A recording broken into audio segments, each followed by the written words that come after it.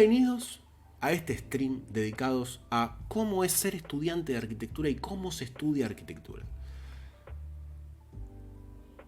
La realidad es que es un stream bastante experimental, porque siempre esos videos y esos comentarios del tipo, te voy a dar 100 consejos para que estudies arquitectura, te voy a dar 157 consejos para que puedas leer libros sin cansarte, te quiero dar cada día más.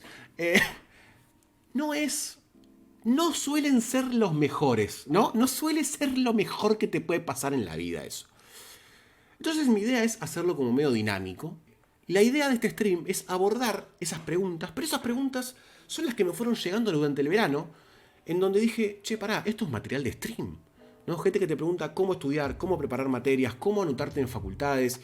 Che, tengo miedo, ¿puedo hacer esto? ¿Me gusta arquitectura? ¿Cómo sé si me gusta arquitectura? ¿Cómo sé si anotarme en esto? ¿Soy un fracasado si no puedo armar un baño?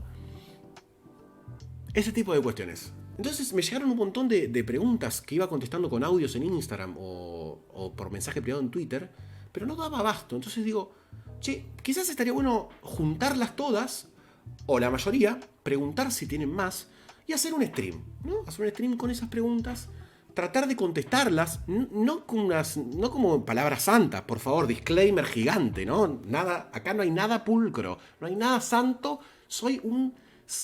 Nah, ¿ok? No, nada, todo eso se cae. Deconstruyamos la idea de la verdad. Soy un fracasado si no sé usar el abrelatas. Ese ya es otro tipo de stream, me parece que por ahí lo hacemos. Pero no sos un fracasado. Pero la idea de este stream es como abordar todo eso, ¿no? Entonces junté algún tipo de...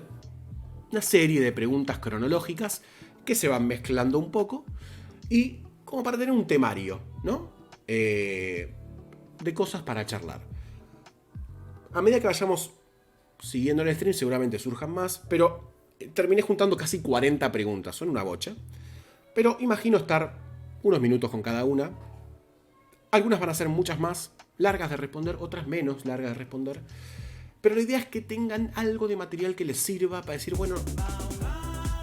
Así que la idea es acompañarnos en este stream y tener algo de material para no llegar totalmente en bolas a la facultad. Entonces la idea de esto hoy es abordarlo desde ese lado.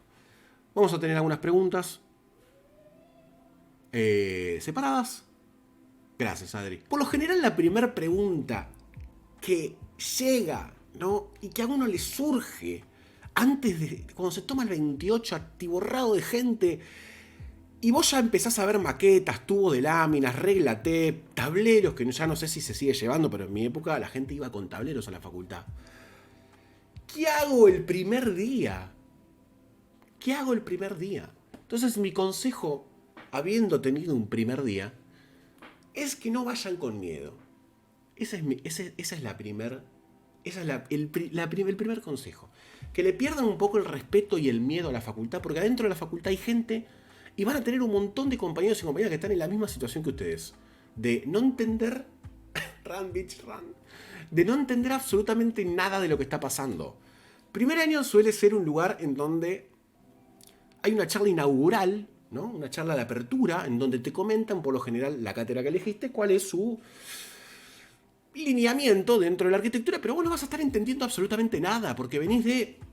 clericó mezclado en Bariloche, rebajado con Ribo, escuchando a Elegante, pasando la loma de burro a los chispazos acá en San Justo, ¿no? Escuchando a Elegante, cumbia 420 Palo Negro, Fiat 1 planchadísimo al piso y de golpe entras a la facultad, ¿no? Y es como, ¿qué está pasando? Acá no entiendo absolutamente nada. La facultad es un lugar más, va a terminar siendo un lugar más, totalmente diferente a la secundaria, y totalmente diferente a cualquier espacio educativo que hayas pisado. Te dejan muy en bolas, cosa que está bien, porque es parte de crecer. Eso es difícil. Y lo que también está bueno que tengan es un poco de paciencia a ustedes. No se desesperen, no se asusten. Casi todo el primer año es un poco así. Es una neblina media extraña. La UBA tiene la ventaja, entre comillas, de tener un CBC, que es como un curso de ingreso, en donde estás un año curtiéndote un poco en esa atmósfera, ¿no? Donde por ahí te cruzás con alumnos y alumnas de otros años y charlas un toque, ves cómo es la dinámica, aprendés O quizás te genera más miedo. Pero la realidad es que no le tengan miedo el primer día y ténganse un poco de paciencia ustedes.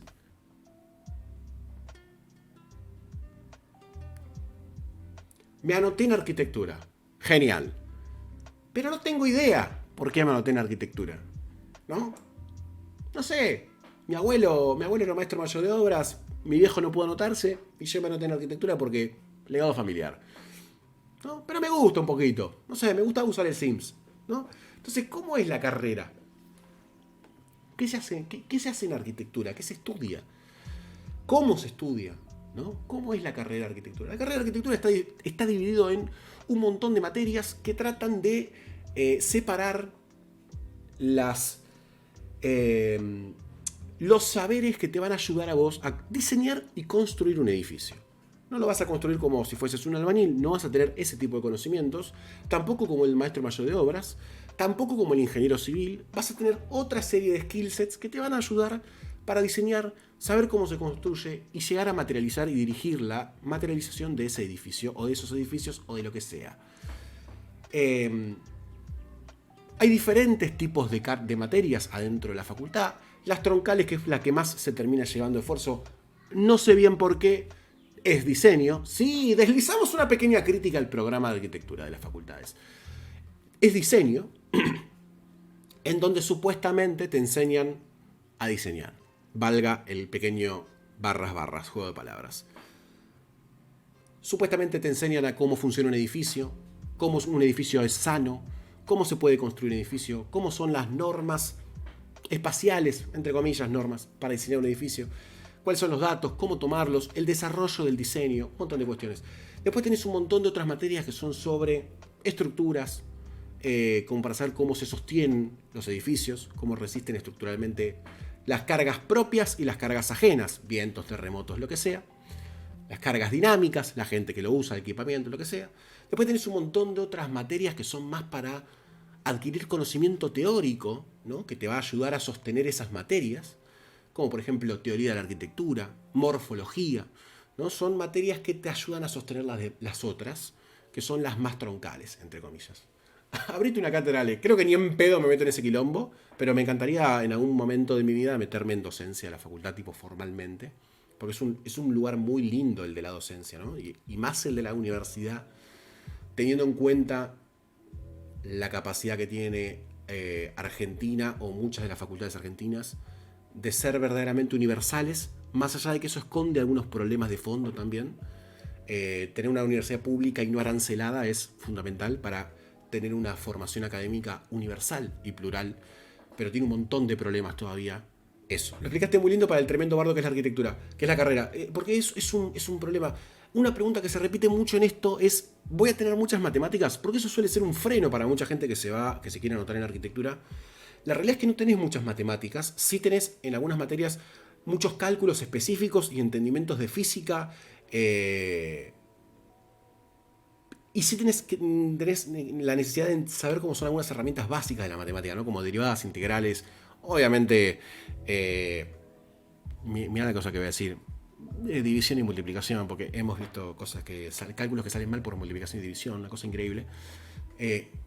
Pero la realidad es que no es muy densa la presencia de matemáticas en la arquitectura, pero obviamente es una herramienta a la hora de predimensionar estructuras de edificios, por ejemplo, o hacer los cálculos para un tendido eléctrico, en donde tenés que calcular las secciones y las potencias, o por ejemplo para calcular los caudales de agua, los tanques de reserva, un montón de esas cuestiones. Pero es extremadamente necesaria como herramienta para poder ejecutar bien esas ramas. La realidad es que depende en qué facultad, por lo que estuve investigando, porque también es algo de lo que me gustaría meterme mucho, que es en cómo dan arquitectura a las diferentes facultades del país, que es muy diferente entre sí. Por ejemplo, nosotros en la UBA en Buenos Aires no tenemos tesis final ni proyecto final de carrera, que para mí es un grosero error, porque es un paso muy lindo para dar también el hecho de tener que desarrollar casi a nivel ejecutivo, como hacen en la Facultad de Uruguay de Arquitectura. FAU, si no me equivoco, la sigla. Me pueden corregir si hay alguien de Uruguay. Es un momento en el que tienen que desarrollar casi una carpeta técnica y pensar el edificio realmente hasta el final, ¿no? Desarrollar una carpeta casi de ejecución de obra. Y ese proceso es muy necesario antes de salir a la calle, ¿no? Entender qué es lo que tengo que pensar en un edificio para que sea lo más ejecutable posible en la realidad. Fundamental. Que hoy en la UBA no estaría pasando. No estaría pasando. Hay en tercer año una materia que se llama materialización de proyecto que ayuda en ese sentido, pero es un cuatrimestre y no es mucho. Pero por eso hay también muchas formas de dar arquitectura y mismo en Europa cambia un montón, y en Europa cambia un montón entre España, Inglaterra, Alemania, son muy diferentes las formas de dar arquitectura.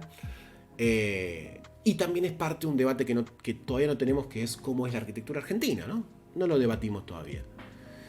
¿Hay materias que están al pedo, Ale, para vos? Yo no sé si hay materias que están al pedo, creo que las materias que están bien, pero me parece que hay contenido dentro de algunas materias que está raro. Me parece que se le podría dar una vuelta de rosca más en sentido en cómo tenemos que producir arquitectura en Argentina y Latinoamérica, ¿no? Una cuestión regional. Pero, por ejemplo, arquitectura 1, 2, 3 y 4 y 5, que se lleva mucha carga horaria y de trabajo, me encantaría que tenga más desarrollo de viviendas, ¿no? Que es como el programa. Hay una frase en arquitectura, no me acuerdo ahora el arquitecto que lo dijo, pero si uno puede resolver la vivienda, puede resolver casi escalablemente cualquier programa. Porque en la vivienda se esconden todas las complejidades de relaciones que podemos encontrar después en otros programas un poco más grandes de otra escala, ¿no? Pero la realidad es que le cambiaría. Pero eso me parece que es un debate que voy a tener cuando me reciba, para que no me. Si vamos a hacer algunos enemigos, que por lo menos sea con el título acá atrás. ¿No? Así que eso es un poco cómo es la carrera, ¿no? Para alguien que está totalmente en bolas, saber qué se va a encontrar. Se va a encontrar con aspectos técnicos, con aspectos teóricos, con aspectos históricos, ¿no? Historia de la arquitectura es muy importante que lean desde Vitruvio hasta hoy algunos textos principales que vamos a estar hablando en otro stream. Es realmente importante historia, me parece que es mucho más importante del peso que tiene, pero debería ser apasionante estudiar a los griegos y termina a veces por no serlo, por ser una carga de che, ¿por qué estoy viendo cómo era el Partenón? Y lo tenés que ver, porque Le Corbusier recorrió todo el mundo clásico antes de producir cierto tipo de arquitectura y entender por qué tenía que producir eso para ese tiempo que habitaba. Entonces es como, bueno, metámosle. Eso es más o menos con lo que se van a encontrar en arquitectura. Hay un poquito de todo. Y no hace falta que seas excelente en todo, ¿eh? También. Ya vamos a hablar un poquito más adelante del stream. Pregunta que se repite muchísimo. Muchísimo. Es lo laboral en general. Lo laboral en general. Más adelante vamos a tocar temas más particulares sobre esto, pero la que más aparece es, ¿hay salida laboral para arquitectura? Y depende mucho esto de qué pensemos o qué entendamos como salida laboral, qué entendamos como trabajo alrededor de la arquitectura. Porque la verdad es que se pueden hacer un montón de cosas. Las incumbencias del título de arquitecto y arquitecta es bastante amplio, ¿no? Uno puede trabajar hasta como perito en accidentes relacionados a infraestructuras o a edificios o a obra en general, y tiene que ser arquitecto o arquitecta para eso, ¿no? Y es una incumbencia, y hay trabajo de peritaje relacionado a la arquitectura, ¿no? Donde tenés que ir, entender muy bien sobre algunos conceptos claros que necesita el peritaje, ¿no? Que vos veas, sobre entender en dónde hay mala praxis o entender en dónde pudo haber habido un accidente, lisa y llanamente. Pero puede ser desde peritaje hasta podés trabajar también para una marca siendo el arquitecto que le diseña los locales. Podés hacer casitas, ¿no? Que es como bueno, yo quiero ser arquitecto o arquitecta para hacer casitas. Que es, me parece, la tarea más noble que tiene la arquitectura, ¿no? Resolverle el hábitat de toda una vida, para todo un proyecto, para una familia.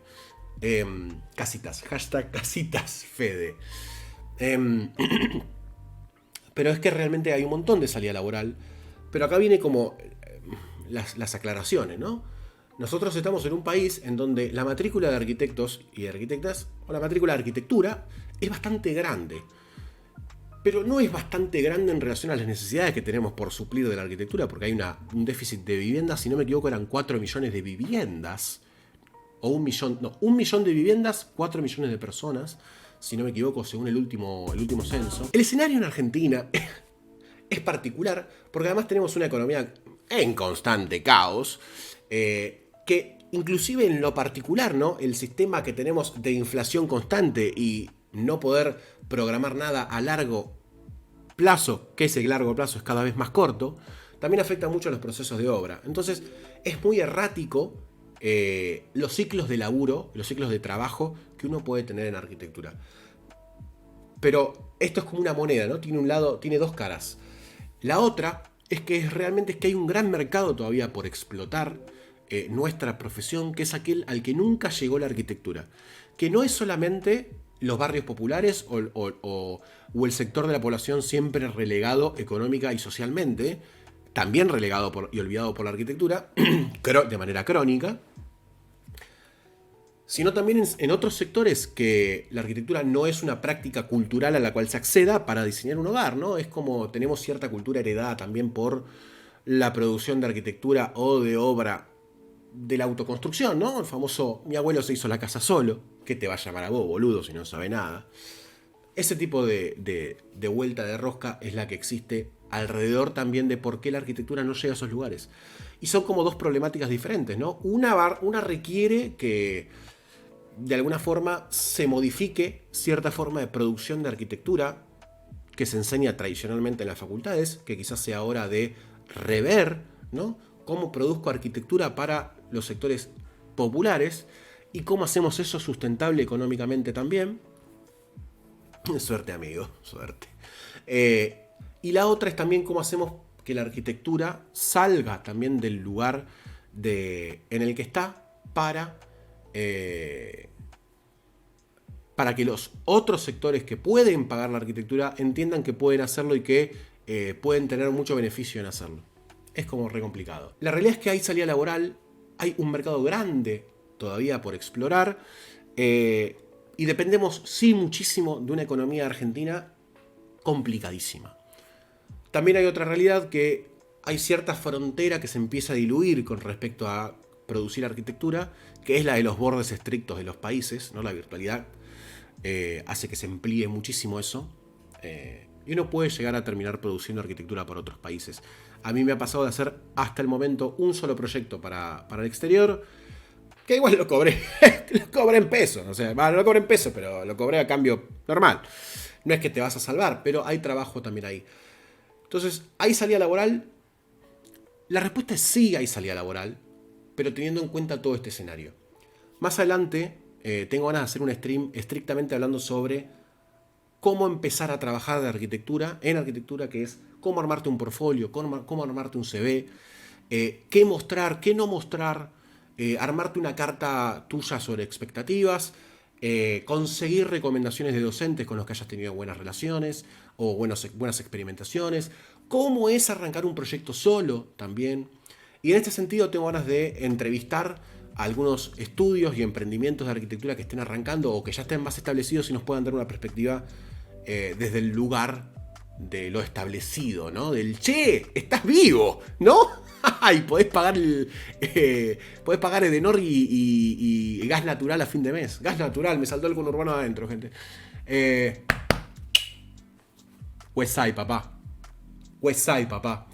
Otra pregunta que suele surgir muchísimo, y es un freno para mucha gente, y esto, la facultad debería hacer algo, porque parte del discurso es, che, cualquiera puede venir a estudiar a la facultad, pero si vos no contás la parte económica, no es para todos. Y que la traba sea económica no está bueno. O sea, que la traba de última sea otra, ¿no? O sea, sea otra la vara en la que se va a limitar indirectamente la matrícula de arquitectura, que no sea la económica. Y esto es por una razón muy sencilla. Todos nosotros, ¿no? O sea, el colectivo de humanos que componemos Argentina, necesita de la perspectiva de alguien que vive en un barrio popular. Necesitamos que esa gente que vive ahí estudie arquitectura y retroalimenta a todo el sistema que está dejando de lado darle soluciones a ese lugar con su perspectiva de vida en ese lugar. O sea, que nos dé la data que necesitamos todos, ese colectivo al que se suma, ¿no? Desde ese lugar, para dar una respuesta autóctona a ese problema, para ver ese problema. Porque si no, no lo vemos. Si no, no lo vemos. Y la facultad está a veces en otra, en ese sentido. Hay una arquitectura que está dejando de lado esas respuestas. Entonces, abordar la pregunta, ¿es una carrera cara? No es solamente en la perspectiva económica, es también en la perspectiva de qué facultad queremos construir.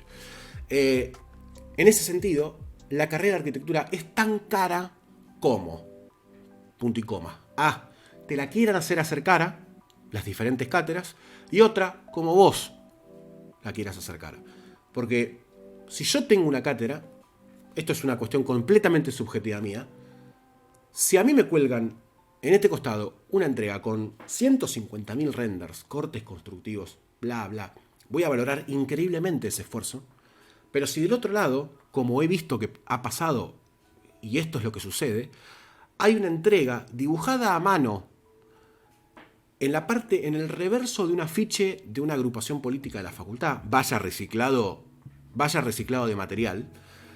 Si sucede eso, las dos entregas las valoraría lo mismo, porque el trabajo es el mismo. Entonces, el recurso no tiene que ser una limitación para la apreciación de esa idea, ¿no? Entonces, si en mi cátedra o en la cátedra en la que uno está se pide una condición de entrega a veces inhumana, hoy por suerte se está empezando a proyectar las entregas, entonces no es necesario imprimirla. Eso es una gran medida. Eso es una gran medida. Pero la idea es también, obviamente, lo que dice Lisandro es verdad. Necesitas una computadora para hacer render. Necesitas una computadora para hacer SketchUp. Necesitas una computadora más cara para hacer renders. Y necesitas otra computadora para usar solamente AutoCAD y resolver con un SketchUp muy básico y perspectivas Photoshop, y te das maña con eso. Entonces, la facultad debiera encarar esta pregunta desde ese lado, ¿no? Explicar que es una carrera tan cara como se la quiera hacer cara, ¿no? Porque la realidad es que no debería haber diferenciación entre si uno puede pagar una maqueta perfecta y del otro lado te traen una... No estamos hablando acá del nivel de compromiso en el trabajo, ¿no? Asumiendo que todos ponen el mismo nivel de compromiso en el trabajo, no voy a valorar más una idea o un trabajo porque alguien haya mandado a hacer la maqueta por corte láser, que está perfecto también. O sea, si podés pagarlo, hacelo. Está muy bien eso, no está mal.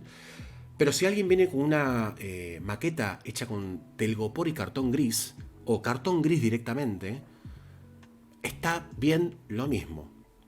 Y una sale quizás 5 lucas, no tengo ni idea cuánto valen, no quiero verlo, pero una por ahí vale 5 lucas, y la otra vale 1000.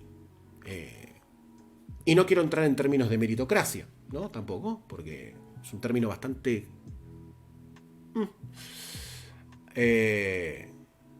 Así que me parece que hay también un tema de algunas cátedras que piden cosas que son medio difíciles de llevar a cabo. Y ya vamos a hablar del tema tiempos dedicado a eso, que es otro de los recursos que en este sistema en el que vivimos vale dinero también. Es una carrera cara, tan cara como te la quieran hacer pagar. Y si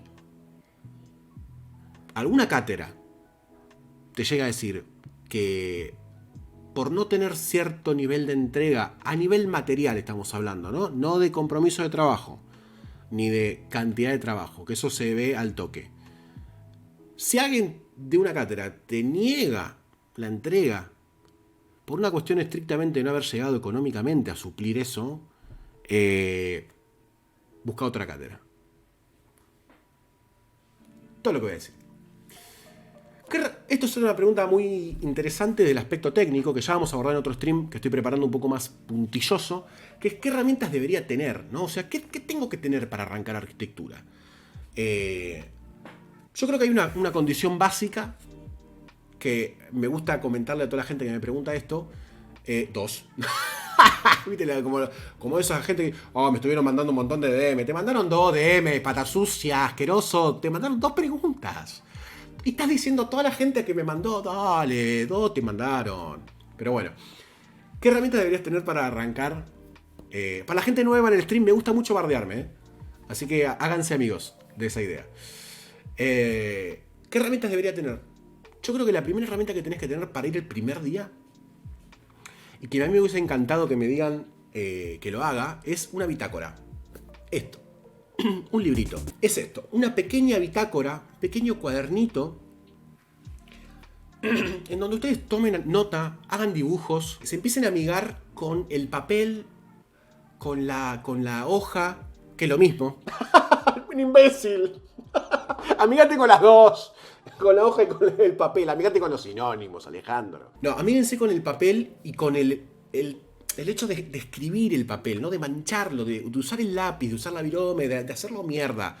El cuaderno, de perderle el respeto al blanco, al miedo ese de no hay nada acá y yo voy a hacer algo. Yo voy a agarrar una hoja blanca y voy a hacer esto. Sí, tenés que hacer eso todo el tiempo. Y a mí lo que me sirvió tener una bitácora es para tomar confianza en mi hoja, ¿no? En mi propio proceso de diseñar o de dibujar, por más de que sea una garcha el dibujo y por más de que esté diseñando literalmente una ventana. Además se forma un vínculo con esto que les va a servir mucho para adelante. Créanme, les va a servir muchísimo. Y a mí me hubiese encantado que en primer año me digan, che amigo, comprate un cuaderno, boludo, y empezá a mancharlo. Empezá a mancharlo. Yo he visto, llegado al final de la carrera, yo seguía teniendo apuntes en hoja cuadriculada, una Rivadavia, una hoja éxito, una Canson número 5 y toda la brochaba como un tipo, como un cavernícola. Estaba todo como el orto. Y después llegaba una persona pristina, con un aura fantástica, con esto, ¿no? Y lo abría, hacía esto.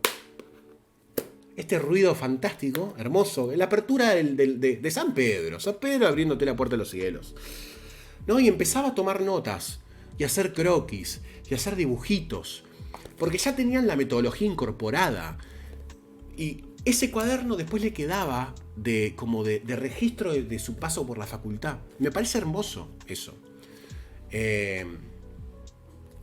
Así que traten de hacerlo. Esto me parece que es como una herramienta. La primera herramienta que tienen que tener es esto y un lápiz. Fin de la cuestión. Ahora bien, después tienen que pensar en adquirir una computadora, por lo menos básica al principio, para manejarse con SketchUp y AutoCAD.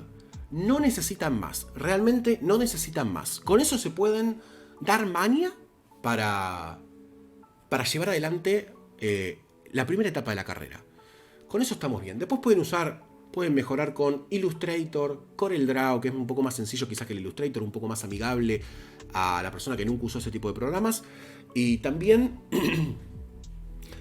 Photoshop para armado de láminas, toqueteo de imágenes, básico. Después pueden obviamente seguir con SketchUp y usar... hoy hay un programa de render que se llama Enscape, que es muy bueno. Tiene una licencia gratuita, si no me equivoco, y tiene muy buenos resultados. Twinmotion también tiene una versión gratuita para hacer renders. Es muy boludo de usar y requiere pocos recursos de computadora. Después uno puede seguir para arriba, ¿no? Digo, bueno, Lumion, y bueno, tengo una computadora más cara, y después tengo 2 monitores, pero ya es como un camino mucho más alto. Con tener una pequeña computadora al principio que te pueda servir para suplir las veces de usar el programa AutoCAD, que es fundamental, o Revit, AutoCAD o Revit, y si quieren un SketchUp, ya está, listo, con eso tienen para arreglarse. Después hoy me preguntaron sobre qué tipo de hardware necesito para estudiar arquitectura. ¿Café? No, mentira. Un escritorio cómodo. Eso yo mucho tiempo en la carrera no lo tuve. Y cuando lo tuve dije, wow, es otra vida, amigo, esto. Porque tenés la computadora lejos, tenés acá un lugar para dibujar, tenés lugar ahí al fondo para poner libros. Yo creo que una buena medida de ancho es 60 centímetros y un largo de 1,20 m. 60 por 1,20 m, estás perfecto. Una silla gamer. Al final las sillas gamer no son tan buenas, se prefiere una silla ergonómica. Pero sí, no se sienten en la silla de pino, de tigre, comprar en el mercado de fruta, porque le va a dejar el culo como una columna de H21, O sea, no. ¿Qué opinas de Revit? Revit me parece una gran herramienta. Todo lo que es Revit BIM, que termina automatizando ciertos procesos después de documentación y de cálculo con producto de presupuesto, me parece fantástico, es el futuro, hagan eso. Yo estoy viejo, no quiero aprender nunca más nada, pero me parece que está bien. También es importante la postura, teatriquita. No importa en qué silla te sientes, si estás encorvado, una remera que diga eso. Herramientas para arrancar, una compu tranqui, un buen escritorio, una silla cómoda, pero sin irse al carajo, y esto. Un look. Algo tenía que salir mal. Y fue justo en la mayor cantidad de gente. Tarado. ¿Por qué tiré? Explícame por qué tiré esto de una mano a otra, haciéndome el qué. Hablando de la bitácora y se me cae el agua arriba de la bitácora, un boludo. Decime que no se mojó nada, ¿no? Tengo una reunión en la semana, el sábado tengo una reunión, Leuca. Un escritorio es fundamental. Listo. Ya noté mojar la bitácora, el escritorio y la silla. Lindo consejo. Bueno, eso, herramientas. Herramientas. Esto es una pregunta que me parece bastante piola, en la cual yo no le puedo dar un consejo a nadie. Quiero que mi experiencia sea lo que ustedes tomen para hacerlo o no hacerlo. Porque a mí me salió bastante bien por un lado y por otro bastante mal. Porque, ¿cómo debería cursar, no? Arquitectura. Hay mucha gente que dice recibite rápido. Otra gente que dice el 4 vale lo mismo que el 10. Dale, metele. Otro es anda haciendo de a poco. La decisión que tomé a partir de primer año fue: si la materia o la cátedra no me gustaba, hacia dónde estaba yendo, o yo no estaba conforme con cómo estaba haciendo la cátedra, o yo sentía que no aprendía un carajo, la dejaba y la hacía de nuevo, en el mismo lugar o en otro lugar, ¿no? En otra cátedra. La realidad es que eso te lleva a tener mucha insatisfacción con el tema de cumplir las cosas a término y te frena mucho en la carrera. Yo tengo 33 años y todavía no me recibí. Me faltan 4 finales, ya terminamos. Pero eso, además mete mucho más oxígeno a la forma en la que vos la cursás y te permite disparar hacia otros lugares que a veces son contraproducentes para terminar la materia de arquitectura rápido, que es una carrera que te insume mucho tiempo, muchísimo tiempo. Por si no quedó claro, es una carrera que te lleva mucho tiempo. Más que otra cosa, ¿no? Porque es tiempo para pensar, tiempo para dibujar, tiempo para armar, tiempo para imprimir, tiempo para esto, tiempo para irme, tiempo para plotear, tiempo para la cola, tiempo para el 28, tiempo para esto, tiempo para el otro. Todo necesita tiempo. Tanto tiempo que me fui de cámara. Entonces, ese volvió. La carrera es corta, la carrera dura 6 años, si no me equivoco. Porque ya no me importa cuánto dura la carrera, pero dura 6 años. Son 5 niveles más el inicial, que es una introducción. O sea que casi no consume tiempo, dijo. Ay, Dios. Qué increíble. Bueno, yo tomé esa decisión en un momento temprano de la carrera, lo que me permitió disfrutar muchísimo de todo este proceso, pero también hizo que algunas otras decisiones llegaran muy tarde, ¿no? Es decir, yo ya no debería tener problemas para firmar una casa porque debería estar recibido. No debería tener problemas para trabajar. En el sentido de, por ahí cuando entras en un estudio te piden el título y vos no lo tenés, pero quizás tenés sí el conocimiento y es como, no tengo el título, pero sé. A ver, bueno, chupame un huevo, te vas. Entonces, según tu proyecto de vida, es como creo yo deberías cursar la carrera. Yo hoy me doy cuenta que me tomé mucho tiempo en el medio. Seguramente va a aparecer la Bauja Saura en algún momento en el chat a decir, sí, hijo de puta. Está todo en su derecho. Pero piensen, esto fue lo que le contesté a alguien en Instagram. Pensá vos, ¿qué querés lograr con la cursada de la arquitectura, de la carrera, ¿no? Si la querés hacer rápido y recibirte lo más rápido posible para empezar a trabajar y no tener problemas, si querés hacer una mezcla de las dos, o si no tenés ningún tipo de apuro porque tu vida está totalmente resuelta, hacelo. Pero yo creo que... Ay, no escuchaste, jodete. Pero ¿para qué sirve hacerla lenta? No lenta, no estoy diciendo lenta, sino que tomás algunas decisiones como por ejemplo dejar cátedras anuales porque no te gusta el camino que estás tomando, porque sentís que no te sirve esa cátedra, O te tomás 6 meses, o te tomás un cuatrimestre en el que no cursas nada porque te dedicas a otro tipo de cuestiones como trabajar. Por ejemplo, yo me dediqué muchísimo tiempo a trabajar fuerte desde los 17 años. Y es muy. Allá vamos a tocar el tema trabajar y facultad. Pero la respuesta de esta pregunta es: no hay una forma de cursarla, la carrera. Yo creo que deberías pensar vos qué querés hacer y dedicarle esa cantidad de esfuerzo y de tiempo a hacerla de esa forma. Porque hacerla rápido te va a llevar a no tener vida prácticamente durante 6 años. No los quiero asustar, es verdad. La gente que hace salvo algunas excepciones, pero el caso general, la gente que mete arquitectura, finales, cursada, y la hace bastante bien en 6 años, tiene un ritmo de vida bastante complicado, tiempos muy acotados, y es complejo hacerlo en ese sentido. Así que piensen un poco qué quieren ustedes y tomen una decisión en base a eso, y que no se le caigan los anillos si en el medio tienen que cambiar o quieren cambiar, tampoco es que se están casando con una decisión. O sea, tranquilo, tranquilo. Ya es bastante difícil la carrera en sí como para agregarse un poco más de presión. Relax, ya vamos a llegar a la salud mental. ¿Se puede trabajar y estudiar? ¿Se puede trabajar y estudiar al mismo tiempo? Se puede trabajar y estudiar al mismo tiempo. ¿Qué recomiendo yo en este punto en particular? Yo estuve en todas las escalas de trabajo durante la facultad. Desde ser un explotado total, de laburar 12 horas en un estudio adentro, con fines de semana, feriados, sin pagar en negro, horrible, desde ese punto más asqueroso hasta ser hoy mi propio jefe y mi propio explotador. La persona que... Alejandro, deja de precarizarte, no. La locura.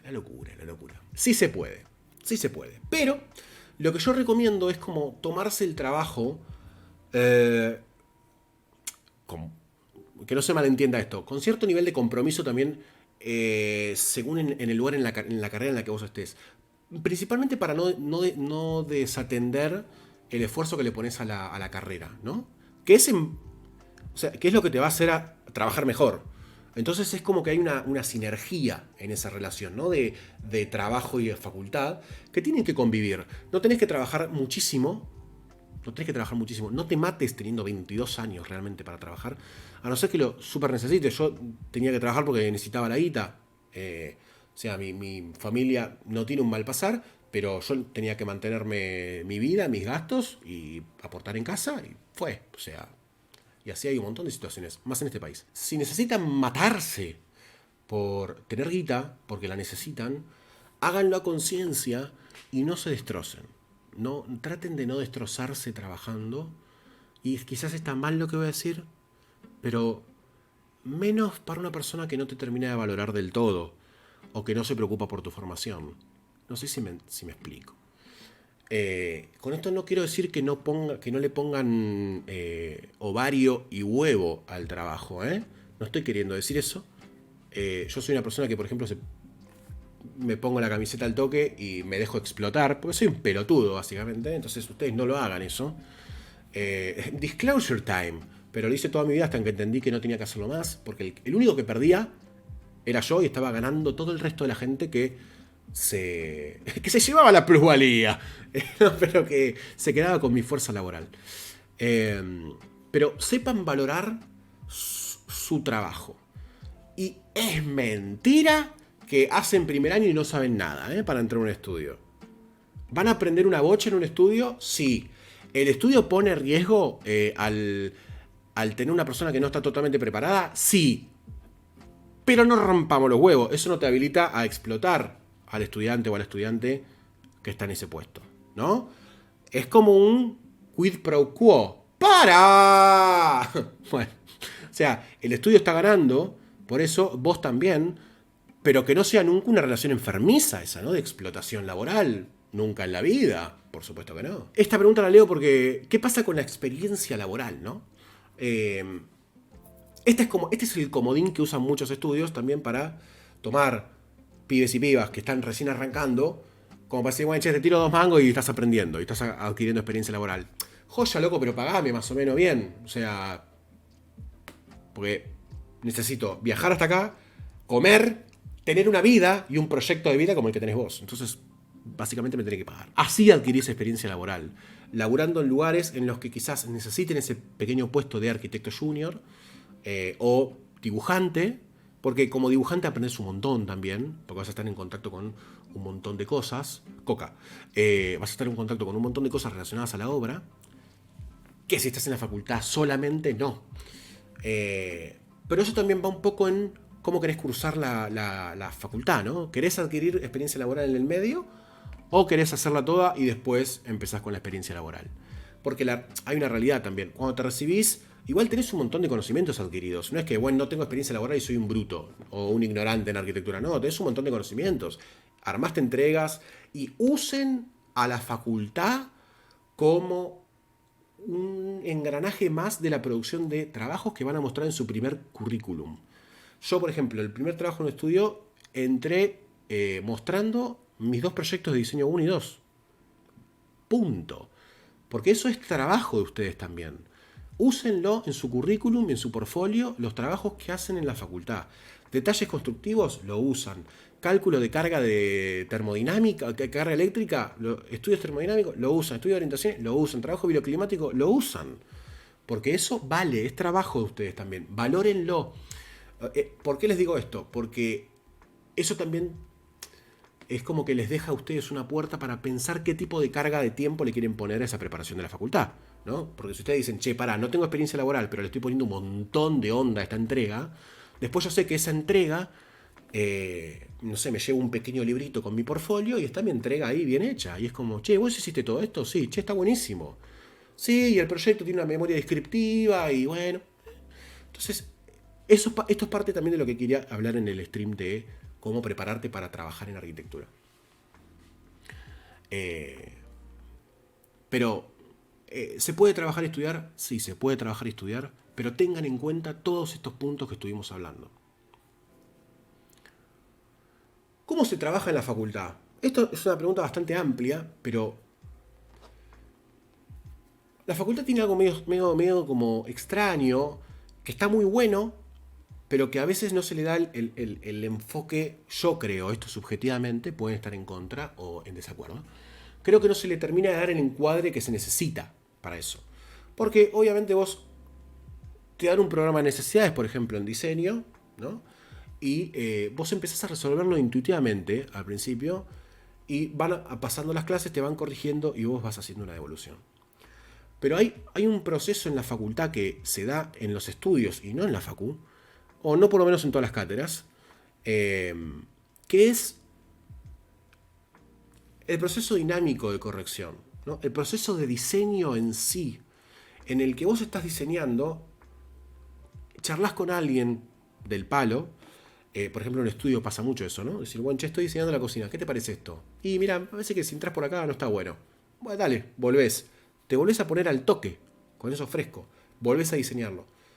Volvés a producir otra propuesta. Viene otra persona del estudio, te dice, che, pero esa entrada estaba bien. ¿Por qué? Por tal cosa. Y te da otra perspectiva del mismo problema que te sirve a vos como un input de datos para volver a diseñar eso. La facultad todavía, o por lo menos en la mayoría de las cátedras, tienen un sistema bastante estático, ¿no? De eso. Es como, voy con lo que produzco, me corregís, me voy con la corrección, vuelvo a producir en vacío y vuelvo a corregir en otro momento. Y ese sistema se reproduce hasta que haces la entrega. Entonces, quizás estaría bueno que se trabaje de otra forma en la facultad, en ese sentido, un poco más colectivamente, ¿no? Que los problemas se resuelvan de alguna forma un poco más. No digo que tu problema sea el de todos, pero que vos tengas diferentes acercamientos al problema que estás tratando de resolver con otras miradas. Porque también pasa algo, vos después llegás a la entrega con algo que es... Esto no es estrictamente verdad, pero llegás con algo que es casi tu visión sobre lo que vos planteaste. Solamente. Y en la realidad eso no existe. O sea, la arquitectura es ante todo un hecho colectivo. Entonces es como, si acá hay un poquito de esto, hay un poquito de aquel, hay un poquito de esto otro, hay un poquito de un documental de Tadao Ando que vi, hay un poquito de... le pregunté a mi vieja si le gustaba cómo estaba orientada la pieza y me dijo que no, porque yo se lo expliqué Esto úsenlo mucho, ¿eh? Explicarle los proyectos o sus ideas a gente que no es de arquitectura. Cuando te estén mirando así, tipo, ¿por qué este señor está diciendo articular cada 33 milisegundos? No te va a entender una poronga. Entonces, esto no es para que hablen soezmente en la facultad o que no usen la terminología técnica necesaria para contar sus ideas en la academia, sino es para que ustedes también entiendan lo que están haciendo, básicamente, ¿no? Le cuenten el proyecto a alguien que no sabe de arquitectura, con sus palabras, la idea. Eso hace que ustedes logren mucha síntesis en lo que están produciendo. Y a mí eso me costó mucho entenderlo. Perdí trabajos, perdí clientes, me fue mal en la facultad por eso. Y me parece muy importante que se cuente la idea de ustedes que están pensando a gente que no es de la arquitectura. Sus hermanas, sus hermanos, su pareja, su novio, su novia, la abuela, el abuelo, los viejos, lo que sea. Agarren a cualquier minion que tengan por ahí y dicen, ¿te puedes sacar media hora conmigo que te quiero hablar? Sí, dale. Mientras toman mate, o sea, hagan cualquier cosa. Por eso la Bauhasara está harta de mí. Y la facultad tiene se trabaja por lo general mucho en equipos, ¿no? Que pese a que es un karma a veces trabajar en equipo porque es muy difícil, en la vida les va a pasar eso constantemente. Desde trabajar en un estudio hasta trabajar en obra, hasta con los clientes. Son cosas que les va a dar muchas herramientas, más que nada sobre cómo relacionarse en ese sistema de producción, ¿no? Porque la obra tiene su forma de trabajar y su forma de relacionarse. Los clientes tienen otro dialecto completamente distinto y para dentro del estudio es otro. Y esas tres cosas tienen que convivir todos los días. Entonces es fundamental aprender a trabajar en equipo. Pero ojo, agregué el aprender a trabajar en equipo. Y esto no te lo enseñan en la facultad mucho. He tenido muy pocos ejercicios en donde verdaderamente ejercitaban tomemos decisiones en conjunto. ¿No? Que no es lo mismo trabajemos en equipo. No, tomemos decisiones juntos para un motivo en común, ¿no? Para un trabajo en común, un trabajo grupal. Y es muy difícil de encontrarse con gente así en la facultad, pero no porque la gente sea una mierda, sino porque nadie tiene esas herramientas incorporadas. Yo he trabajado muy mal en equipo, porque uno tiende al principio a decir, bueno, mi idea es esta y yo defiendo mi idea. Hay que aprender a trabajar en equipo. Yo mucho tiempo trabajé mal en equipo porque uno se esforzaba por sostener una idea propia, por pensar que era la mejor, ¿no? Pero la realidad es que para que tu idea sea la mejor tenés que explicarla, y tiene que resistir también el buen ataque, ¿no? La buena puesta en crisis, no el ataque. Vamos a sacar la cuestión bélica. Tiene que resistir la puesta en crisis proyectual de los demás. Y ese trabajar en equipo, se me cayó el DNI, ¿no? Ese trabajar en equipo conlleva aprender muchas cosas de uno también, ¿no? De cómo yo trabajo en equipo. Y para esto sirve mucho algo que vamos a hablar un poquito más adelante, que es los grupos de estudio, ¿no? Sirve mucho trabajar y estudiar con más personas. Mucho. ¿Por qué? Porque por ahí alguien no entiende, vos le explicás y reafirmás tu conocimiento. Por ahí vos no entendés y alguien te lo explica con otras palabras, a como vos lo estás pensando, y lo entendés. Yo he tenido muy buenas experiencias con grupos de estudios que hoy por hoy la mayoría son grandes amigos míos. Una persona con la que yo estoy cursando desde primer año, que después se rompió el grupo de estudio porque yo me quedé y ellos siguieron. Hoy es padrino de mi hijo. O sea, también van a formar cierto vínculo personal que les va a servir para entender cómo trabajar en equipo. Así que cómo se trabaja en la facultad, un poco así. Hay trabajos individuales también que son interesantes porque uno se pone a crisis a sí mismo. Pregunta que, les juro por Dios, me la hacen una vez por mes o 2 veces por mes. ¿Soy muy grande para empezar a estudiar arquitectura? Y la otra es, ya tengo una carrera, quiero estudiar otra carrera y quiero que esa carrera sea arquitectura. Y hay una tercera que se desprende, que es cómo adquiero conocimiento de arquitectura sin estudiar la carrera. Pero eso es para otro tipo de cuestiones.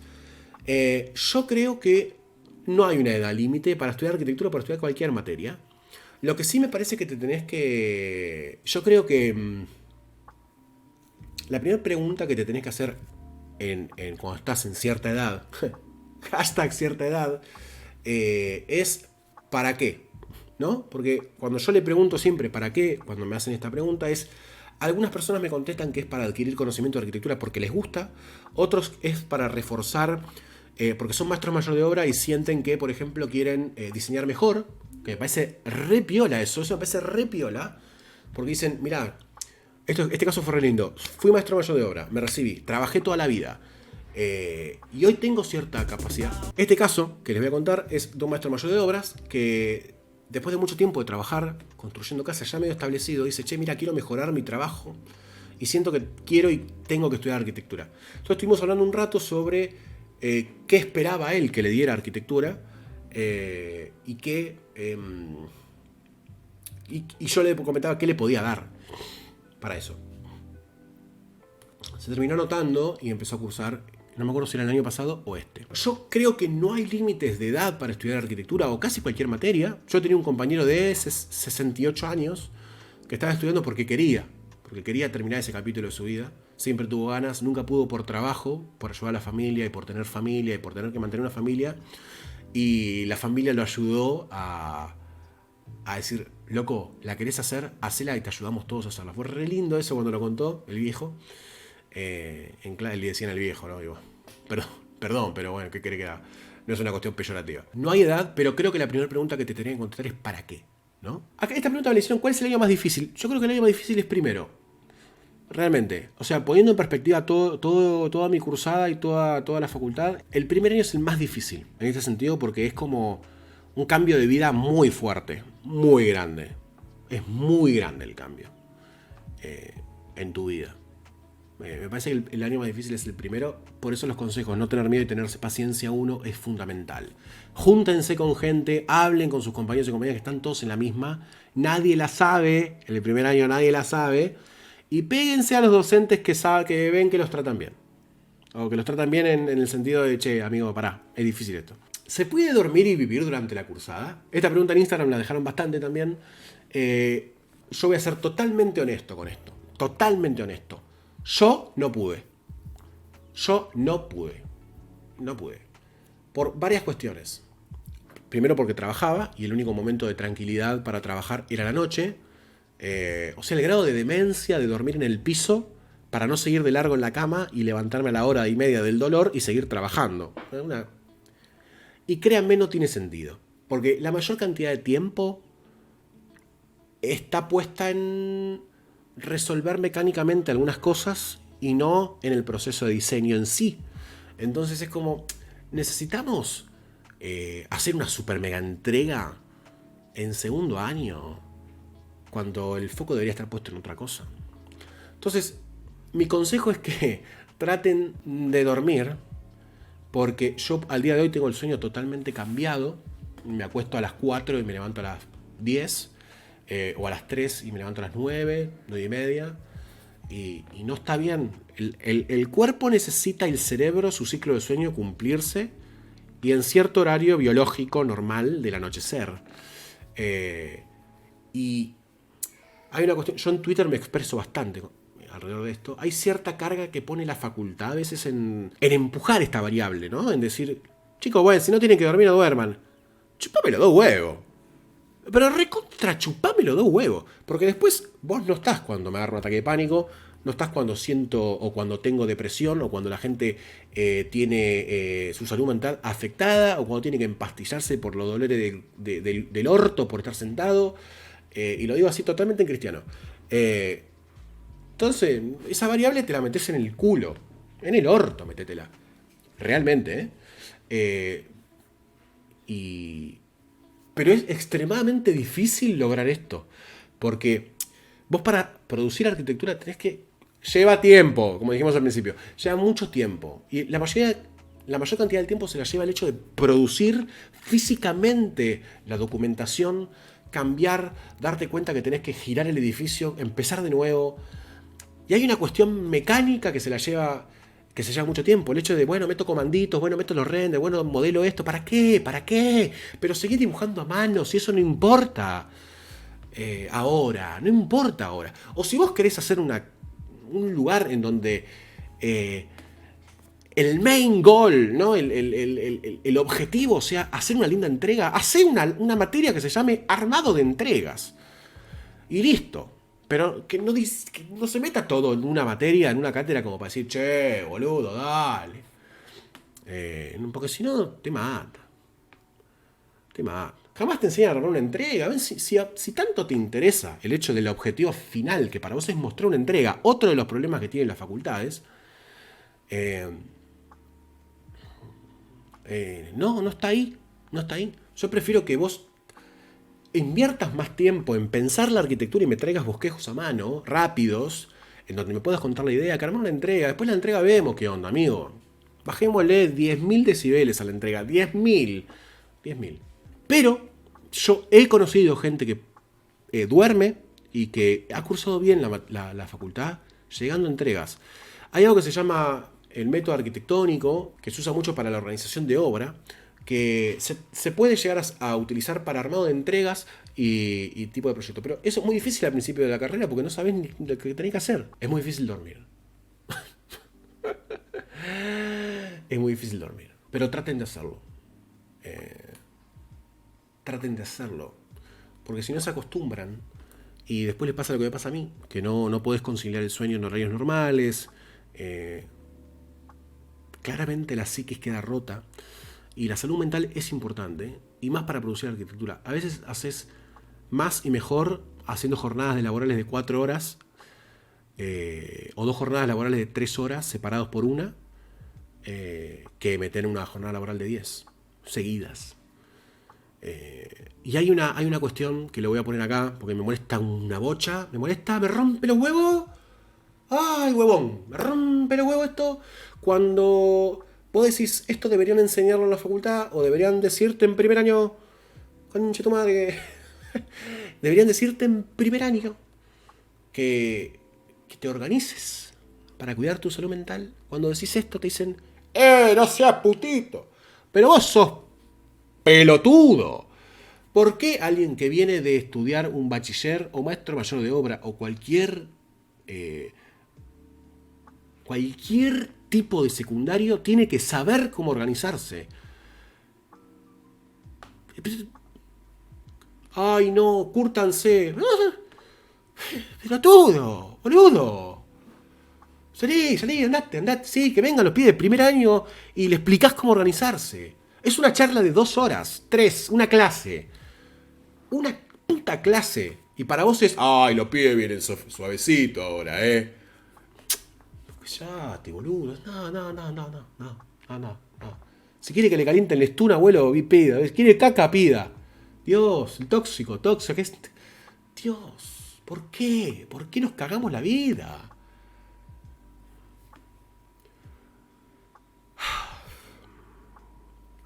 Por suerte yo me crucé con bastantes buenos docentes en la facultad, debo decirlo. Y esto lo tenían bastante presente. Y eso después se traslada al trabajo. Y después trabajás como el orto y los estudios también tienen esta de, bueno, che, hoy seguimos largo, Semana Santa, Navidad, tipo. Estás 24, tipo, tirando los planos para llevarlo al armado de... No, amigo, no. ¿Se puede dormir en otra cosa? Sí, traten de organizarse. Nervios al exponer frente a los demás. Esto es bastante común, muy común. Yo me pongo re nervioso, pero súper nervioso, al contar una idea. Me pongo más nervioso en la facultad que con clientes, por ejemplo. No sé bien por qué todavía. Creo que hay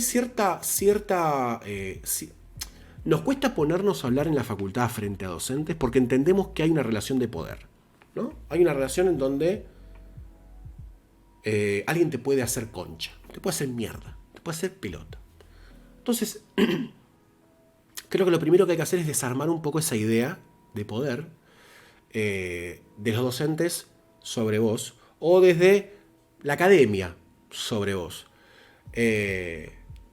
Entonces creo que es necesario que entendamos también que eso a veces no es correcto. tenés todo el derecho a tener nervios y a equivocarte porque no es común tampoco, ¿eh? O sea, no es común. Cuando te juntás con un cliente, te juntás con 2 personas a lo sumo. Y hablas bastante más relajado que ante 50 personas que estudian lo mismo que vos, que tienen el mismo ojo crítico que vos, y además 3 docentes con el JTP ahí mirando tu proyecto y mirando en qué te equivocaste. Y esto arrastra también otro debate, que es cómo nos relacionamos nosotros en la arquitectura con el error. Para mí el error y la equivocación es una herramienta proyectual en esta etapa. En otra etapa puede ser una caída de edificio, así que no. Pero cancelado, rey. Pero tenemos que relacionarnos y aprender a relacionarnos con el error de otra forma también, ¿no? Que es totalmente orgánico equivocarse mientras estás formándote en arquitectura. Si no tenés, no sabes, es totalmente nuevo esto en tu vida. Entonces hay como 2 cuestiones, ¿no? Para entender que hay una cosa del poder a desmantelar en la facultad. Y si vos te lo tomas así y lo entendés, es como, bueno, me saco esa presión porque no está sobre mis manos cambiar eso.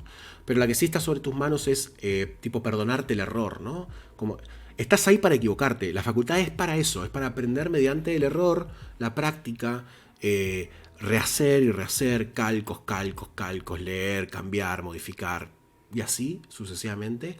Hasta que un día llega la entrega final y tenés que llegar lo más sólido posible con tu proceso. Creo que los nervios también se pierden con la práctica, ¿no? De exponerte a esa situación, porque una vez que entendés estas 2 cosas es un poco más fácil hablarlo frente a un montón de gente que entendés que está en la misma que vos. El 85% que está en una exposición está en la misma situación que vos, son compañeros y compañeras tuyas. Entonces no le tengan miedo a eso, porque son pares, que están aprendiendo tanto como vos. Creo que esas 3 cuestiones son para entender la relación de poder, amigarte con el error y la práctica, ponerte vos en esa situación, sirve bastante. Necesito saber dibujar. Necesito dibujar bien. Todo el tiempo. Esto en Twitter. Dibujo como el culo. No me sale dibujar. ¿Qué ejercicios hago para aprender a dibujar? No puedo dibujar nada. Bueno, ok. A ver, vamos por partes en todo esto. La idea central es que no necesitan saber dibujar. O sea, no necesitan saber dibujar para arrancar la facultad. Ahora bien, para hacer arquitectura tenés que dibujar. Son 2 cosas totalmente distintas para mí. Una es saber dibujar y otra es tener que dibujar. Yo sí soy medio fundamentalista del lápiz y el papel. Tipo, tenés que dibujar. Agarra una hoja y un lápiz o un estilógrafo, un Sharpie, un carbón, mojá el dedo en mermelada y dibuja lo que vos quieras. Con escaya en la pared revocada, lo que vos quieras.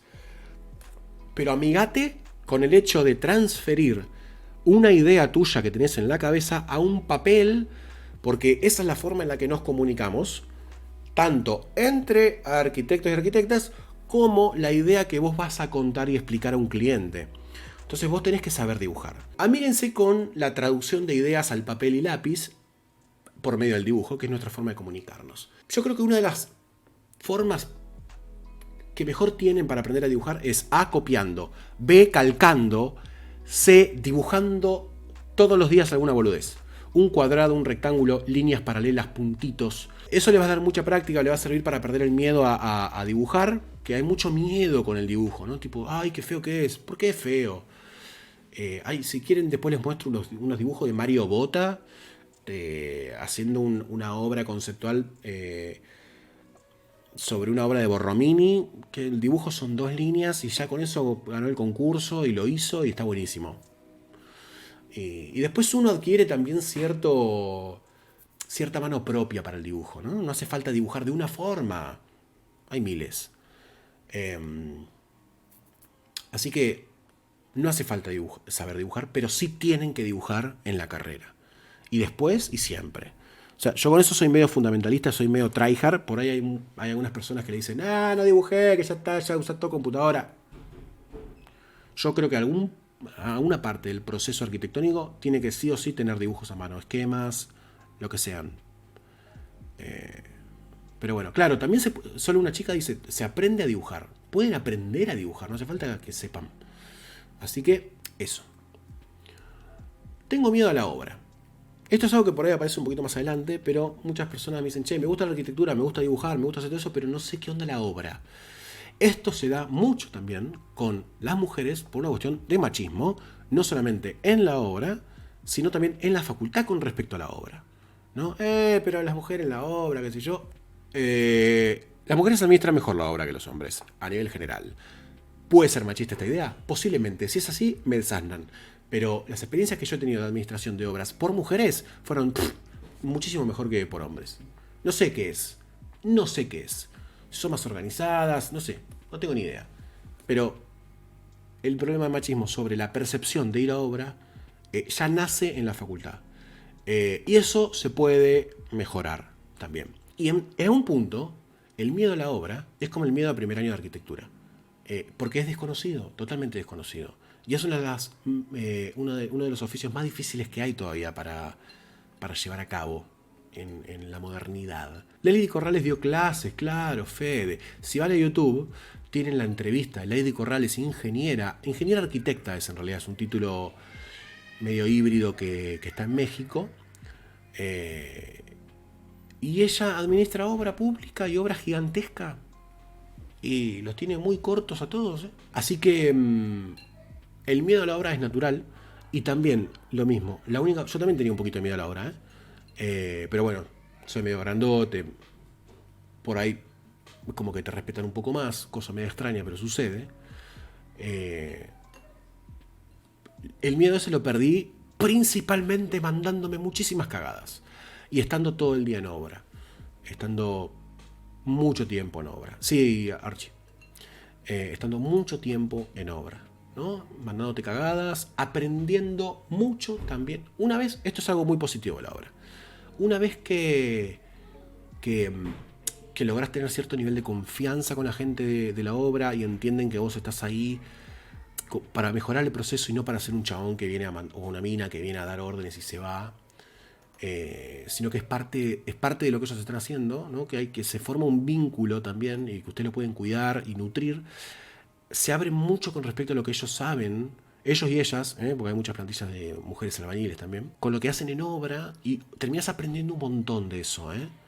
O sea, hay mucho para aprender de albañiles, constructores, contratistas, la gente que está en obra constantemente, gente que administra corralones, los que te descargan el material. De todos y todas puedes aprender algo. ¿eh? Así que yo recomiendo que se abran también a esa posibilidad de aprender de la gente que está en obra. Me parece fundamental. Y lo que dice Agustín también es fundamental, perderle el miedo a preguntar. No tengan miedo a preguntar. Tipo, che, ¿cómo se hace en el mortero para el revoque? Y pregúntenle al que está metiendo la cuchara, ¿eh? El que está metiendo cuchara, el que está armando el balde, o el pastón, le dicen, disculpa, ¿te puedo hacer una pregunta? Sí. ¿Cómo estás armando esto? Y te va a decir, estoy poniendo una cuchara de caldo, de arena, un cuarto de cemento, un poco de agua, lo mezclo con la pala así, armo el mortero de esta forma. Te lo va a explicar, porque son re buena onda. Y saben un montón. La gente de obra sabe un montón sobre la obra. Y si ustedes preguntan, también les va a permitir bajar la guardia, ¿no? Porque están todos como, viste, midiéndose. Y si ustedes tienen la valentía de hacer una pregunta, va a permitir abrir otro tipo de relaciones en la obra. Si entienden, o sea, llévense este consejo, por favor. Les va a hacer una relación mucho más linda con la gente de obra. Van a aprender un montón y les va a sacar mucho el miedo.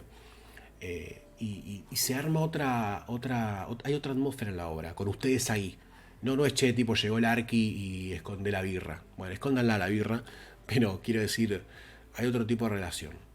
No es tipo, bueno, llegó la ortiva. Porque pasa esto, no es que no estoy inventando nada. Y a la gente le gusta a la gente le gusta que le pregunten cosas que sabe. Es una forma de poner en valor también ese oficio tan denigrado, ¿no? Por la gente en común, por el gran colectivo de la gente también, ¿no? Tipo, bueno, vienen cuando quieren, se ponen en pedo, no vienen a trabajar después del lunes, el fin de semana. Puede ser que sucedan cosas así que tienen explicaciones bastante lógicas, pero hacer esa pregunta es también poner en valor el laburo de la gente de obra. Y esta me encanta, esta me encanta. Me reiría en voz alta, pero ya están por dormir mis hijos. ¿Refleja algo la nota o el promedio? No, no, no, no refleja nada, no significa nada. Lo único que refleja la nota es cómo el docente o la cátedra o lo que sea está juzgando tu trabajo en ese momento determinado y con una cierta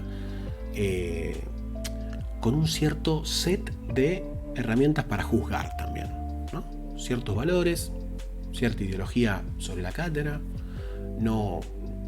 que no significa nada en el sentido de cómo sos vos como alumno ni como trabajo. A mí lo que más me parece que sirven son las nivelaciones, porque en el mismo tiempo, hacer una nivelación lo que permite es ver cómo los demás están trabajando y acercarte a esa persona y preguntarle qué está haciendo para laburar más rápido o para llegar más rápido a ciertas definiciones. Eso no quiere decir que esté bien tampoco. Pero las correcciones terminan siendo por lo general muy subjetivas. No es que las correcciones terminen siendo subjetivas, la nota y la valoración sobre esa corrección termina siendo subjetiva. Y a veces no se entiende. La idea es que la nota la tomen como una foto. Sí, exacto. Las notas también tienen como una suerte, una cara que es como una autopercepción de tu trabajo, que vos decís, ¿cuánto vale mi trabajo? ¿No? O sea, mi trabajo valió un 4. ¿Por qué valió un 4? ¿Quién le puso ese 4? Porque 4 es la nota más baja del 1 al 10, aprobando. Y entonces es como, ¿por qué? ¿Por qué vos percibís que mi trabajo fue tan bajo? ¿Qué estamos calificando? Resultados, procesos, trabajo, conocimiento, aprendizaje. Es muy subjetiva la nota. Y yo creo que el promedio no refleja en mucho, realmente, tu tarea en la facultad. Se puso sexy la cosa. ¿Es normal sentir que no sé nada? Es totalmente normal. Y a mí me pasa todos, realmente, todos los días me pasa eso. Todos los días ves una obra nueva en algún feed de Instagram o de Twitter y decís, che, esta obra no la conozco, ¿cómo puede ser que no la conozca? Che, conocí una obra nueva de Le Corbusier. Y es como, boludo, ¿no viste toda la obra de Le Corbusier? ¿Sos pelotudo? Che, me está costando resolver este baño. ¿Por qué? Ya no me debería costar resolver baños.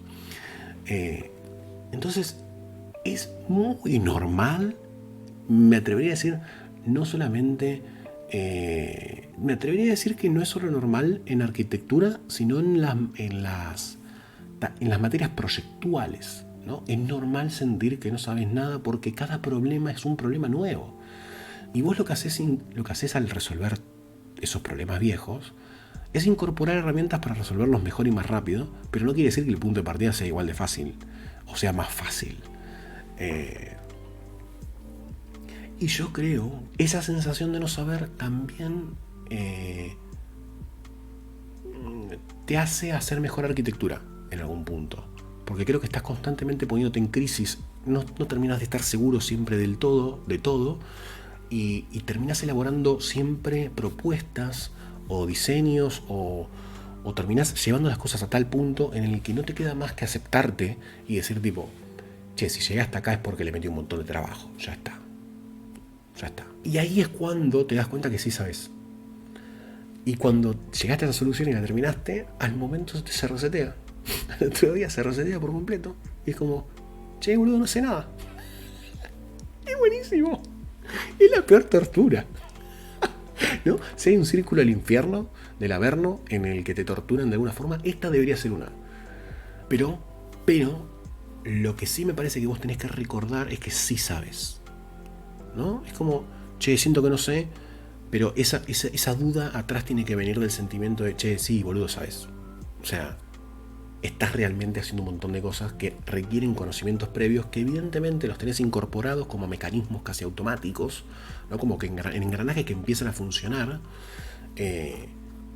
y uno puede explicar eso o puede no explicarlo según la facilidad que tengas de contarlo y la práctica que tengas en contarlo.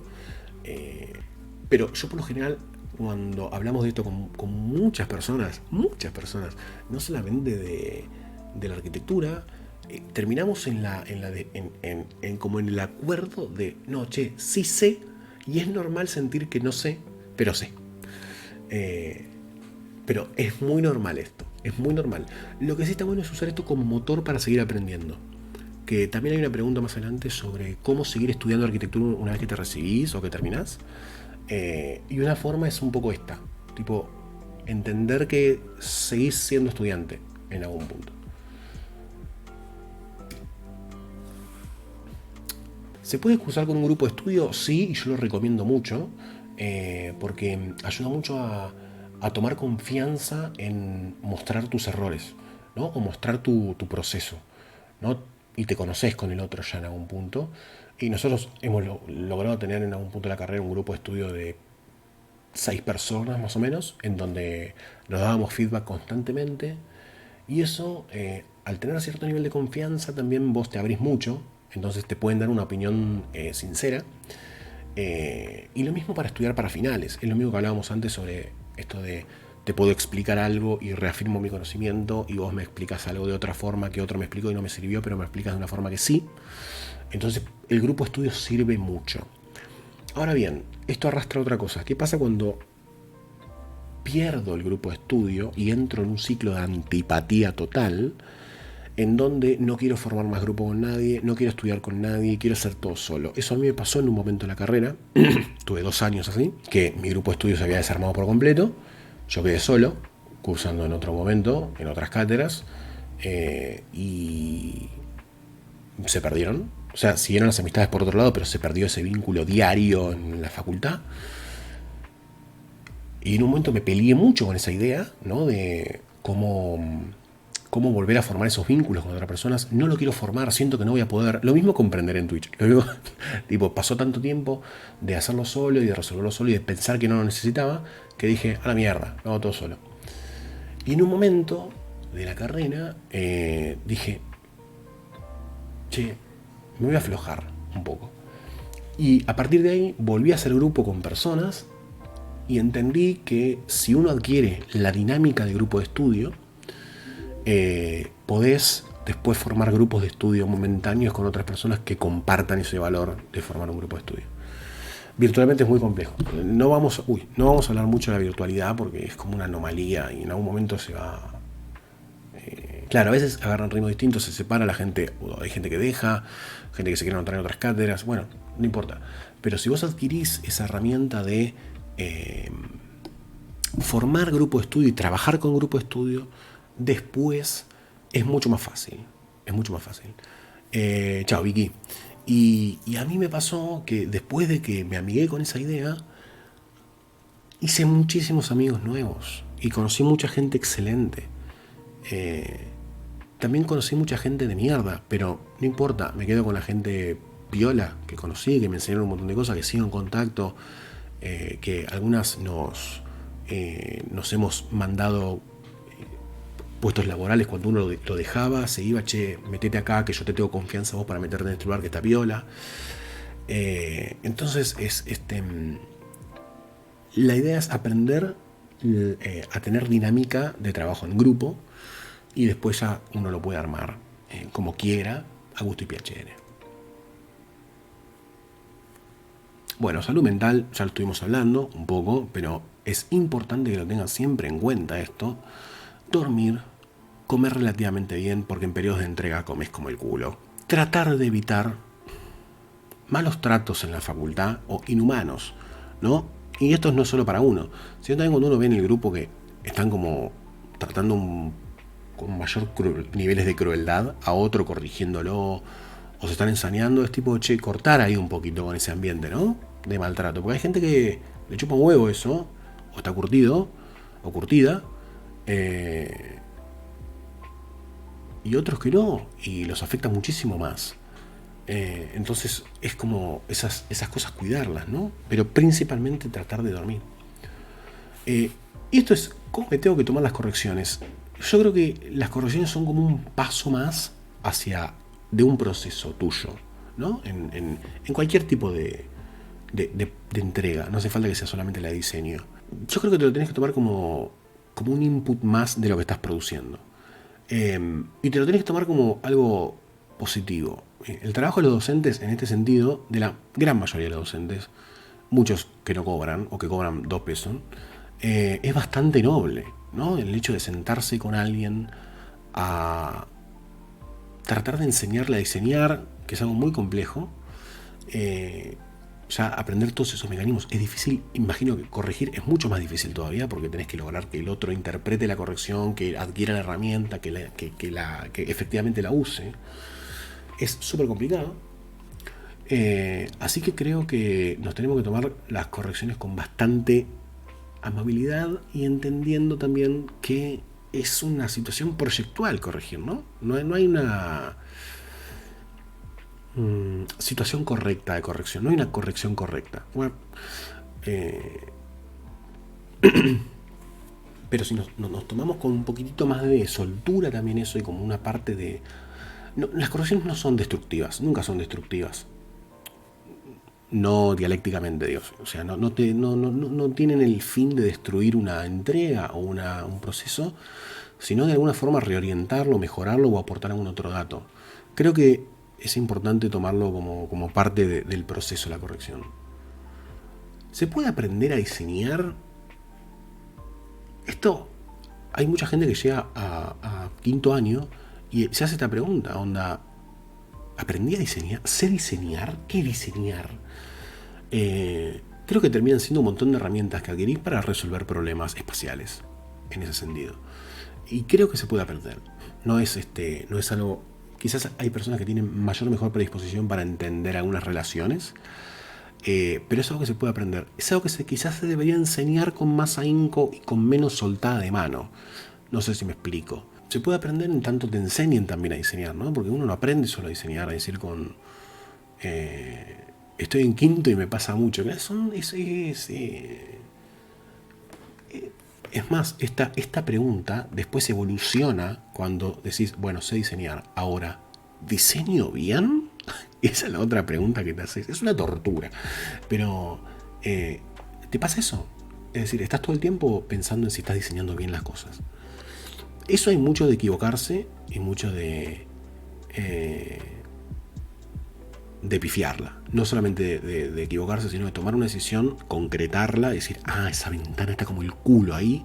Un poco te va a pasar, y a medida que tengas más práctica, te va a pasar cada vez menos. No se termina nunca ese sufrimiento, ¿no? No, Nico. No se termina nunca. Me pasé mucho, es una cosa increíble. Pero yo creo que se puede aprender a diseñar. Y hay muchas cátedras que no enseñan a diseñar, ¿eh? Que están más focalizados en el hecho de, bueno, trae algo, te corrijo, trae algo, te corrijo, trae algo, te corrijo hasta que tenés una entrega, y no se preocupan por el proceso de enseñar a diseñar, o de lo que se está equivocando, o lo que tiene que aprender para mejorar, o lo que tiene que aprender para lograr concretar la idea que está pensando, ¿no? Es muy complejo. Igual no es fácil esta respuesta, y no tengo la palabra sobre esto, pero me parece que es algo que debería incorporar un poco más también el tema del proceso, para aprender a diseñar. Porque un buen diseño a veces no es solamente una buena entrega, que se la ve cerrada, entre comillas, sino también es haber tenido un proceso que a vos te haya servido para aprender cosas, ¿no? Cómo están bien las relaciones espaciales, si el corte está bien, constructivamente, o sea, no hace falta tener una buena entrega para decir, che, aprendí, ¿no? O sea, el proceso sirve tanto para aprender como llegar a una buena entrega cerradita. No me gusta una materia, la dejo. Esto lo voy a encadenar con cómo querés hacer la carrera. Si vos tenés un tiempo holgado y la materia que estás haciendo te perturba a niveles físicos, yo te recomiendo dejarla, si no tenés esos problemas. Ahora, si vos tenés un tema de tiempo, querés hacerla rápida, tampoco es un pecado seguir una materia que no te guste. Diferente es si aprendiste los conceptos de la materia y te sentís incómodo con el hecho de seguir sin haberlos aprendido bien. La realidad es también en que en la vida vas a tener un montón de situaciones para seguir aprendiendo eso que no aprendiste. Quizás inclusive mejor en algunos casos. Yo creo que no es determinante el hecho de dejar una materia. O sea, la puedes dejar inclusive haciendo la misma y puedes seguir haciéndola. y vas a aprender lo mismo o mejor inclusive.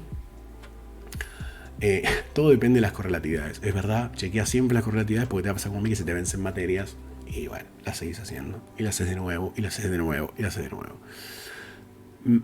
Mi consejo es que si no te gusta una materia, no la estás disfrutando, no la estás aprendiendo y te sentís incómodo con ese hecho, la dejes siempre y cuando se acomode a tus esquemas de tiempo. ¿Qué cátedra de diseño hiciste? Hice casi todo Valiero, ex Valiero, cuando estaba bajo el ala de Urdanpilleta. Ahora en realidad Valiero dejó de existir y se llama Berto Montaner, González Montaner. Y nada, ¿qué puedo hacer para estudiar fuera de la facultad? Ver obras, leer obras, seguir dibujando obras, calcarlas, copiarlas, lo que sea, no importa. Y hablar con gente que estudia arquitectura. Pasarse obras. Ahora no es lo mismo cuando yo estudiaba, que había más un tema de acceder a revistas y libros. Ahora en internet está todo. Tienen PDF, tienen Google, tienen internet, tienen cuentas que divulgan arquitectura. Tienen un montón de cosas. Amigarse con plataformas de arquitectura es clave, ¿sí? Portales, Instagram, todo. Pero ese contenido virtual también tienen que filtrarlo y tamizarlo un poquito, porque a veces hay cierta cultura de la imagen, ¿no? Y si nos olvidamos de las plantas, nos olvidamos de las relaciones interiores, nos olvidamos de los cortes, nos olvidamos un montón de cosas que son muy importantes, entonces hay que tener cierto criterio a la hora de consumir. Y, por ejemplo, a mí me está pasando ahora que no encuentro, o sea, hay muy pocos portales de arquitectura o de lo que sea, por eso decidí en parte, hacerlo humildemente yo, que es un poco de crítica de arquitectura, buena crítica, o sea, buena leche quiero decir, ¿no? Buena leche, ¿cómo decir? Mostrar una opinión sobre la arquitectura que estás viendo y no solamente contarla o poner una memoria descriptiva. ¿No? O sea, generar un pensamiento extra sobre la obra que estamos viendo. Que no hace falta compartirlo, no hace falta que esté bien, no hace falta que esté mal, es solo agregar un ciclo de pensamiento sobre la imagen o los planos. Hay muchísimos libros para acceder, muchos baratos, viejos y usados para poder leer arquitectura. Yo recomiendo leer. Si les interesa escribir también, volcar ideas les sirve para reafirmar conocimientos. La versión virtual es medio complicada, todo lo virtual es medio complicado, porque además hay muy poco explorado en la arquitectura también virtual, eso es algo increíble, ¿no? Nos dedicamos a la imagen, pero fíjense, las cosas virtuales a veces están como mal hechas, o sea, como complicado, no es el caso del Open House, pero faltan actividades también de arquitectura, pero el Open House me parece re piola. Y también, por ejemplo, Moderna Buenos Aires es una página y un proyecto re lindo también sobre divulgación, y creo que hay que pegarse con esas cosas porque hay cierta reticencia también a entrar a esas cosas, a navegarlas, ¿viste? Míralas, tenelas. En un momento, cuando arrancaba internet y arrancaba la facultad,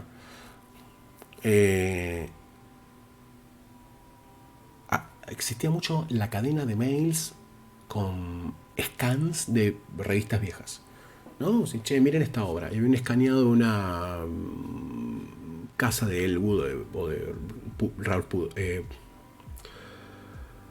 Paul Rudolph. Le cambié la R por la P.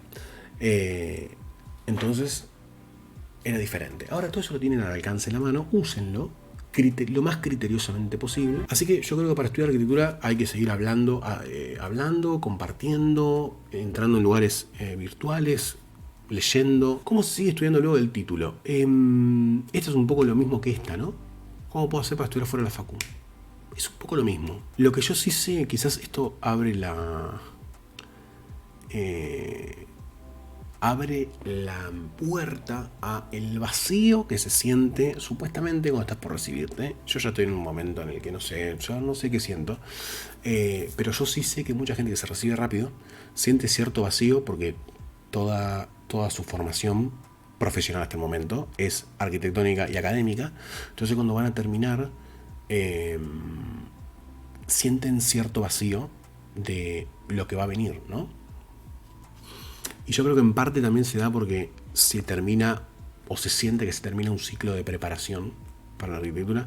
Yo descreo un poco de esa idea, creo que te seguís preparando a medida que seguís produciendo arquitectura también y estudiando y preparándote después del título.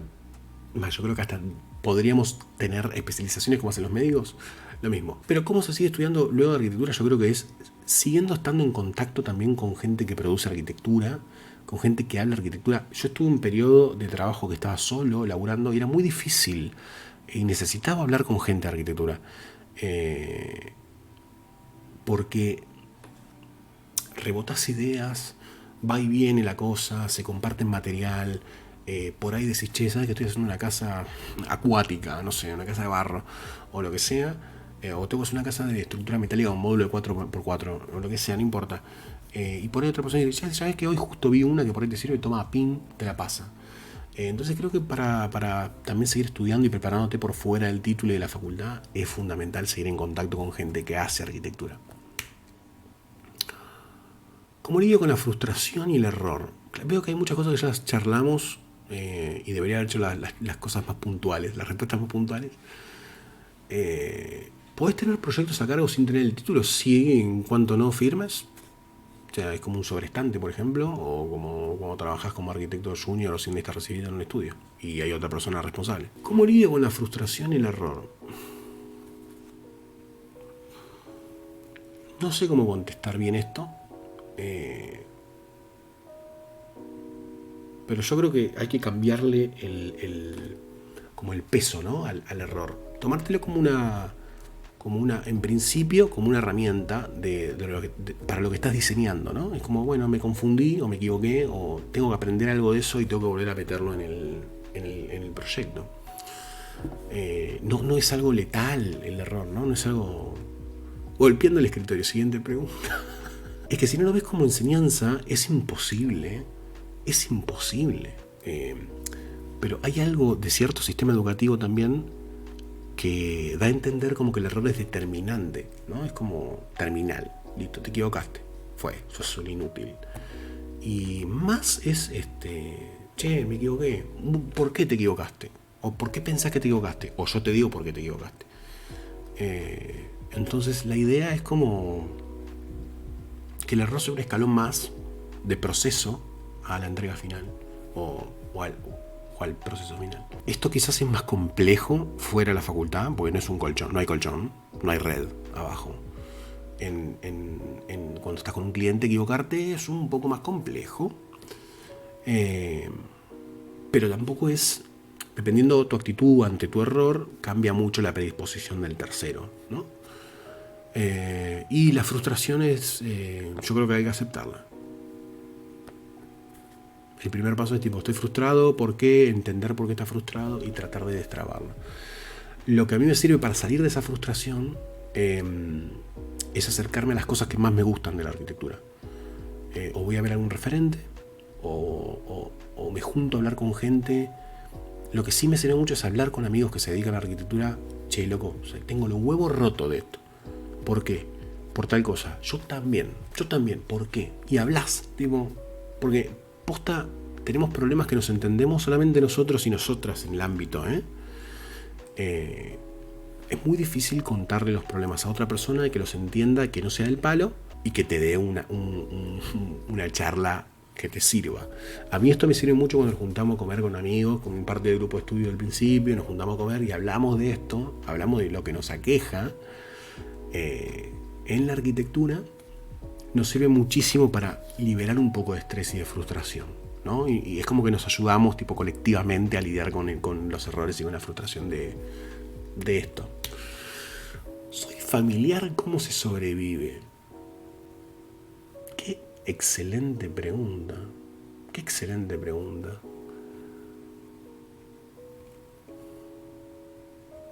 Y están las dos relacionadas, ¿no?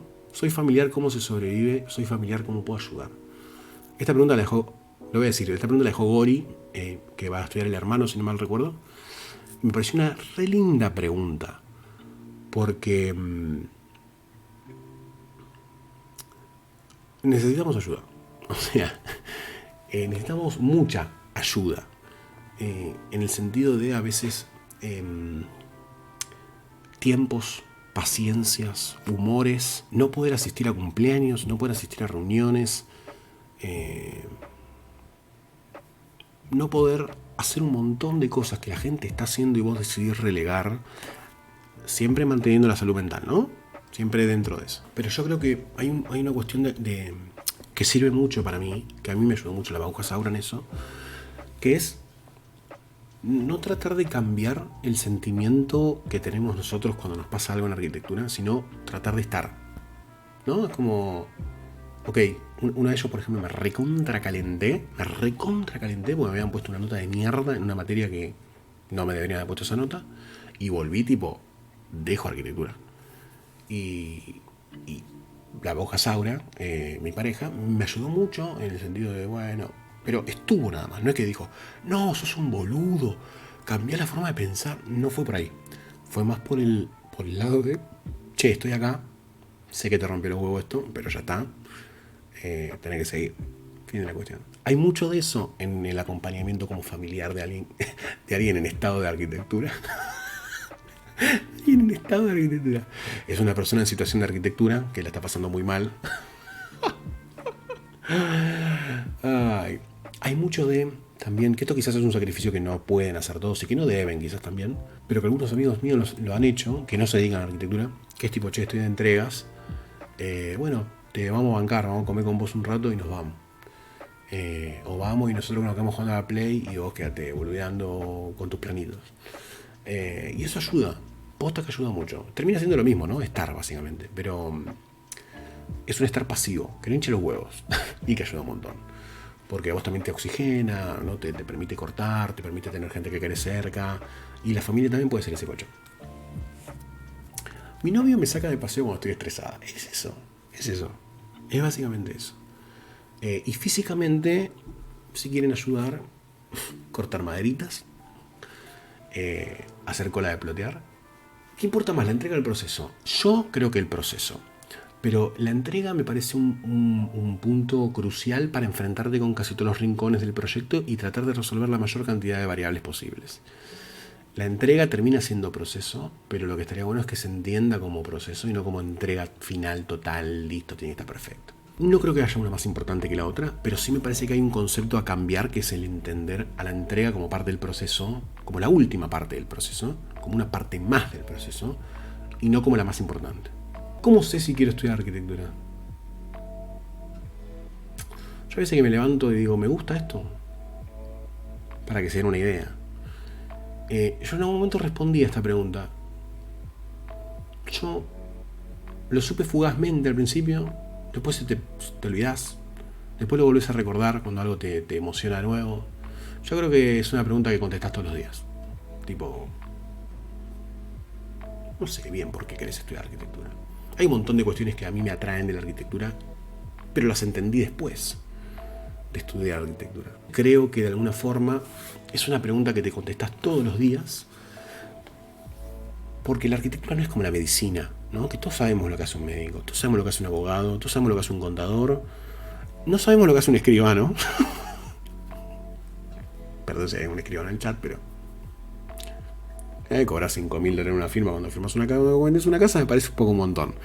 Pero yo creo que es un terreno inexplorado la arquitectura. Mismo a los arquitectos, cuando dan charlas en secundario, se les complica explicar qué es lo que hacemos.